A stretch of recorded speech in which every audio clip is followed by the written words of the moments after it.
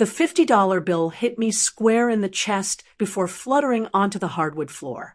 "Take it," my dad said, loud enough for every relative gathered around the Christmas tree to hear. "That's all you're ever getting from me." The room went silent. Christmas music still played softly in the background. The fireplace crackled. My little cousins stared at me with confused faces, while the adults suddenly became very interested in their plates. No one said a word. My stepmother leaned back with a satisfied smile. "Honestly," she muttered, "he should be grateful you gave him anything." A few people chuckled. Dad pointed toward the front door. "You've been nothing but a disappointment. You're not eating at my table, and you're not spending Christmas under my roof. Get out." 5 years earlier, I would have argued. I would have begged him to tell me what I had done wrong. I would have tried one more time to earn the approval I had been chasing my entire life. But something inside me had changed.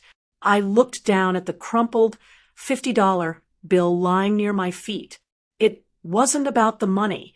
It was what it represented.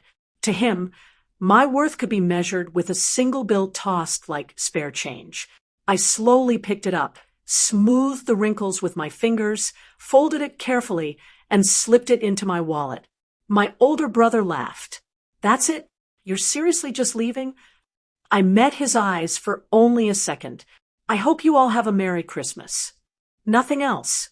No yelling. No insults. No threats. The silence made everyone uncomfortable. Dad scoffed. "See, he knows I'm right." Maybe he believed that. Maybe everyone in that room believed I was walking away because I had lost. As I reached the front door, my aunt quietly whispered, "You don't deserve this." I gave her a small smile, but kept walking. Outside, freezing air filled my lungs. Snow covered the driveway, and colorful Christmas lights reflected off my old car. Through the window, I could still hear laughter from inside the house. I sat behind the steering wheel without starting the engine. For years, I had believed that family was something you fought to keep. That night, I realized real family never makes you fight for your dignity. Some people mistake quiet for weakness.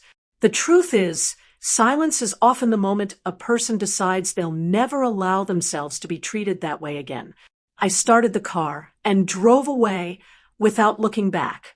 They thought they had thrown me out with $50 and a few cruel words. They had no idea that this Christmas would be the last time they ever had power over me. The first few weeks were the hardest.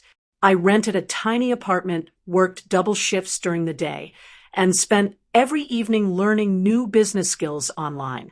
While everyone else celebrated holidays and weekends, I stayed focused on building a future that no one could take away.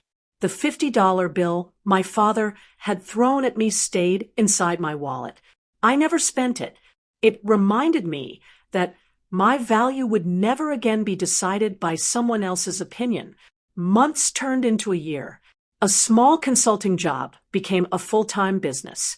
One satisfied client introduced me to another, and before long, I had more work than I could handle.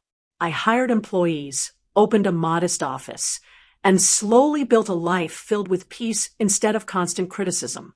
I never posted about my success online. I never called my family to prove them wrong. I simply kept growing. Meanwhile, the family I had left behind was changing too, but not for the better. My brother lost interest in working, believing Dad would always support him. My stepmother encouraged expensive purchases they couldn't afford. Dad ignored every warning, convinced nothing could ever go wrong. Then the phone calls started. First, it was an aunt asking if I had spoken to my father recently. A month later, an old neighbor mentioned that Dad had sold his truck. Soon after, I heard whispers that the family business wasn't doing well. I listened politely, but never celebrated their problems. Life has a way of collecting the bills that pride refuses to pay. One afternoon, while leaving an important meeting, I noticed several missed calls from unknown numbers. Then a voicemail arrived. It was my father. For the first time in my life. He didn't sound angry. He sounded afraid. Before we continue, if you're enjoying this story, don't forget to subscribe to Justice Tales Junction for more powerful stories of quiet strength, self-respect, and unforgettable comebacks. Your support helps us bring you a new inspiring story every week. I listened to my father's voicemail 3 times before calling him back. His voice was nothing like the man who had thrown $50 in my face on Christmas. Quiet, uncertain, almost broken. He asked if we could meet. The next afternoon, I walked into a small coffee shop where he was already waiting. He looked older than I remembered. The confidence that had once filled every room was gone. Deep lines covered his face, and he couldn't even hold eye contact. For several moments, neither of us spoke. Finally, he took a deep breath. "I was wrong," he whispered. "The business failed. Your brother walked away. The people I trusted disappeared. I kept thinking about that Christmas and what I did to you." I remained silent. He reached into his coat pocket and placed a crisp $50 bill on the table. "I know this doesn't fix anything," he said, "but every day I remembered throwing money at my own son. It was the biggest mistake of my life." I looked at the bill, but didn't touch it. "It was never about the money," I replied calmly. "It was about respect." Tears filled his eyes. I know.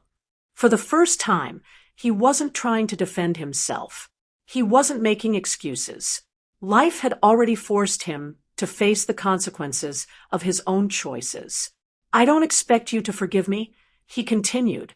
"I only wanted the chance to say, I'm sorry." I nodded slowly.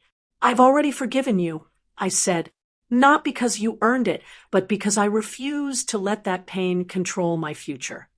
He looked surprised. "But forgiveness doesn't mean everything goes back to the way it was."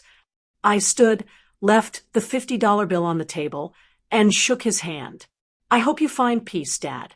Then I walked away. I didn't leave feeling victorious. I left feeling free.